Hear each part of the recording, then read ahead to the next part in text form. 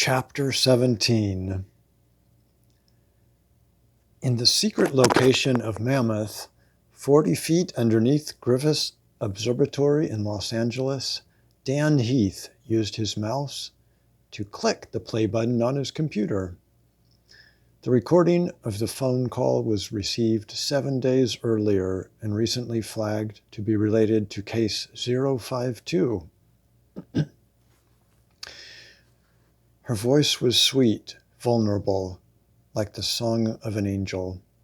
It reminded him of his wife, Gabriella.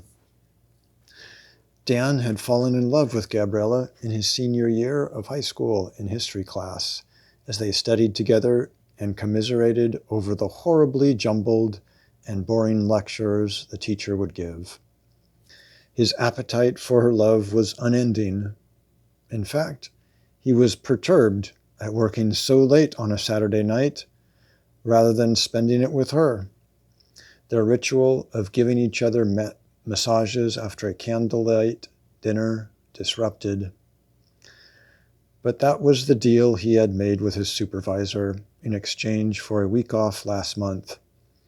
He had so much enjoyed the trip to Hawaii for his 16th wedding anniversary. His office obviously had no windows, but that didn't bother him.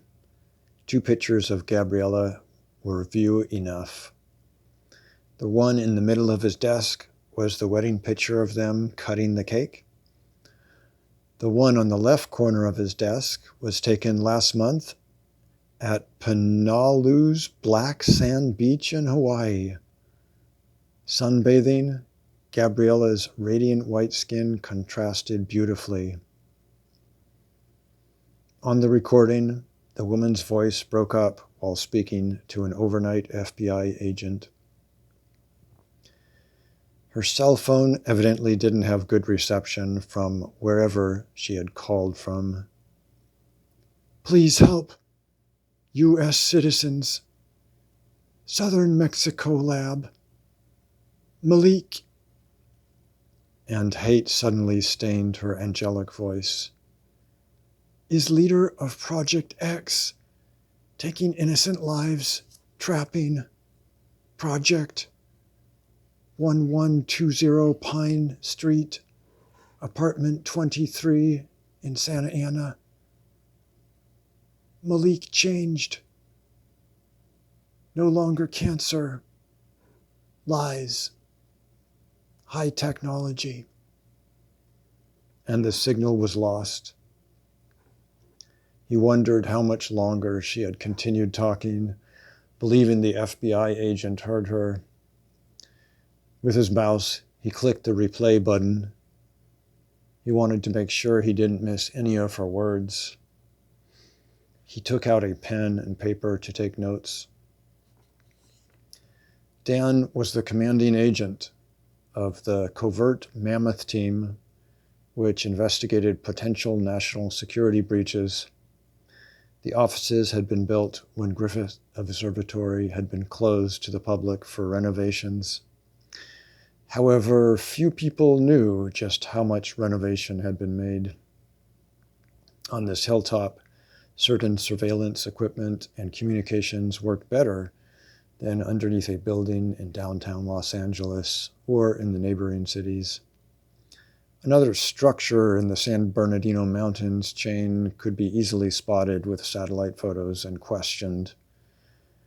But Griffith Observatory had been around since before its opening to the public on May 14, 1935. Satellite photos of this area would confirm nothing new to outside sources. Griffith Observatory was such a popular tourist spot that Mammoth agents in casual dress appeared inconspicuous to observers. The crowds were a type of natural camouflage available. Even if recognized, the few agents coming here could be mistaken as taking a relaxing day off from work. Dan's computer wasn't repeating the recorded phone message. He clicked the replay button again. He wanted to make sense of this. He hated women in trouble. His wife had been in a domestic violent relationship with a boy from high school before meeting Dan.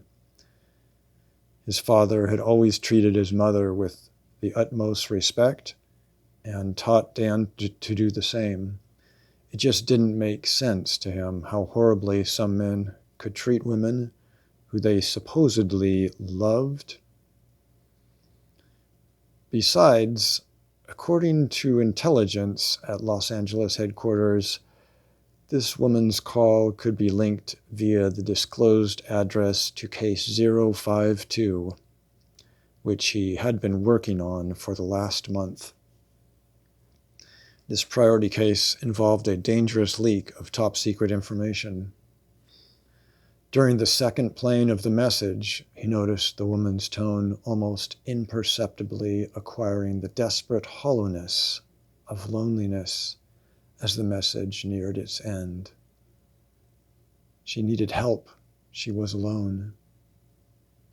He ran his hand over the smooth skin of his bald head. Technology had failed her.